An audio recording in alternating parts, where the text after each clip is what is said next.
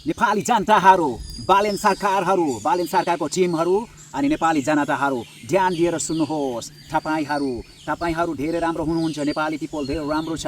अहिलेको बालेन सरकार पनि राम्रो भनेको सुनेको, तर तपाईको एउटा समस्या छ। के समस्या छ भनेको माइनोट हटाइदिनु पर्यो नेपालबाट। माइनोट सिस्टम, माइनोट नाम राख्ने तर माइनोटमा गर्ने क्रियाकलापहरू सिस्टमहरू हटाइदिनु पर्यो।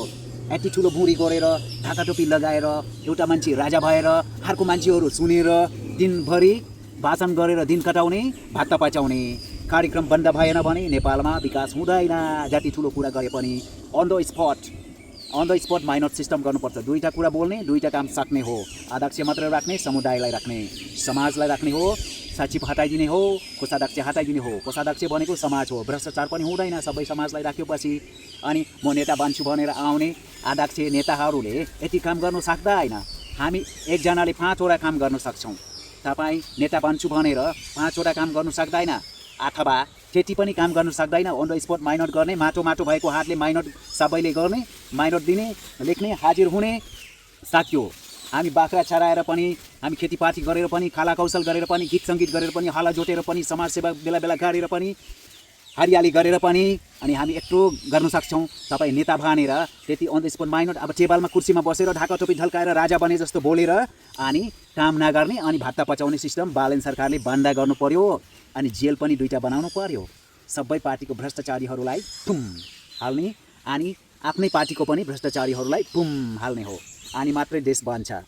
हामी नेपाली जनता हो, हामी नेता हो, हामी वीर गोर्खाली भन्ने, म नेपालको नागरिक हुँ भन्ने अनि नेता बन्ने, भ्रष्टाचार गरेपछि खासरी नेपाली भयो, देशभक्त कसरी भयो, मेरो नाम त देशभक्तै हो, काम पनि देशभक्त गर्ने हो भनेर एउटा खैरेले भन्यो भने विश्वास गर्नुहुन्छ।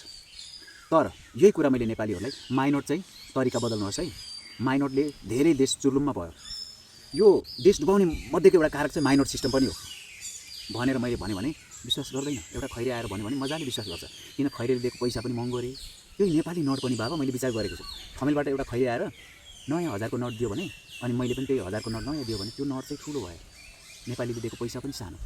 अनि नेपालमा चाहिँ जाति र नेपालीले नेपालीलाई चाहिँ कुकुरलाई गर्ने, मान्छेलाई नगर्ने, दुई जाति भन्ने मान्छे कतिलाई पर्न सक्छ। यो फेरि चटारो तितो त सबैलाई लाग्छ नि है, तितो पर्छ। यही फेरि जाति भन्ने मान्छेहरू छोरी चाहिँ फुत्त खैरेले लगिदियो भनेदेखि मेरो छोरी अमेरिकामा छे, वाह। त्यसैले हामी नेपालीले भनेको डाइजेस्ट हुँदैन, खैरेले भनेको सबै डाइजेस्ट हुन्छ। माइनोटको बारे मात्रै भन्दैछु। माइनोट चाहिँ राख्ने तर अध्यक्ष र समाज मात्र राखिदिने, सचिव, कोषाध्यक्ष, उपसचिव, उपाध्यक्ष हटाइदियो हुन्छ। काम गर्छु भन्नेहरूले त्यति गर्न सकिन्छ। एउटा मन्त्रालय, 3टा मन्त्रालय एउटा मन्त्रीले चलाउन सक्छ भने एउटा अध्यक्षले माइनोट अन द स्पट गर्न सक्दैन। 2टा काम गर्छु भने तिनीहरूलाई थाहा हुन्छ नि त के काम घटित छ, गाउँमा के काम घटेको छ, के गर्नुपर्छ, घटनाहरू घटेको छ, कहाँ सम्पन्न गर्नुपर्छ, बजेट कति भनेको थाहा हुन्छ नि त। त्यही भएर अन द स्पट माइनोट गर्दा हुन्छ। कुर्सी चाहिँदैन, रोग पनि हट्छ कि त्यस्तो गऱ्यो भने, रोग पनि हट्छ। माटैको हातले माइनोट गर्ने, डाङडुङ काम गर्ने, सक्ने जाने अनि सबैले देख्छ। त्यो कोषाध्यक्ष पनि सबैलाई राखिदिने हो, समाजलाई राखिदिने हो, सक्यो। यो चाहिँ मैले भोगेको लागेको कुरा भन्दैछु। यही कुरा अघि मैले भने पाराले नेपाली साथीहरू यस्तो गर्नुहोस् उस्तो गर्नुहोस् भन्यो भने वाह डलर भनेर याद गर्नुहोस्। धन्यवाद।